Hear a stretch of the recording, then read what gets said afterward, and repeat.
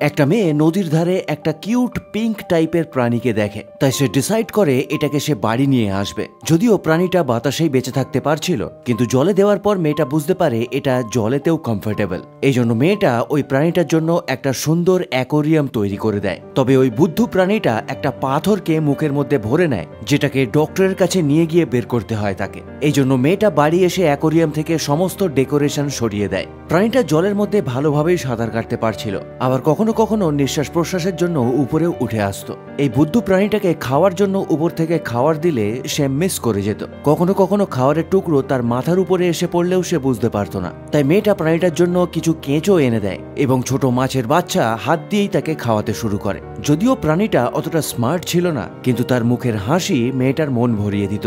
এই জন্য সে প্রাণীটার সঙ্গে প্রতিদিনই খেলা করত। প্রাণীটা অ্যাকোরিয়ামের সামনে এলে মেয়েটা কাঁচের উপরে এমন ড্রয়িং করত যাতে ওই প্রাণীটাকে খুবই কুল দেখাতো। প্রাণীটা সত্যি কিউট এবং ফানি ছিল। তবে পরে মেয়েটা বুঝতে পারে এটা কোনো মাছ নয়, এটা এক ধরনের উভয়চর প্রাণী যাদের অ্যাক্সোলট বলা হয়।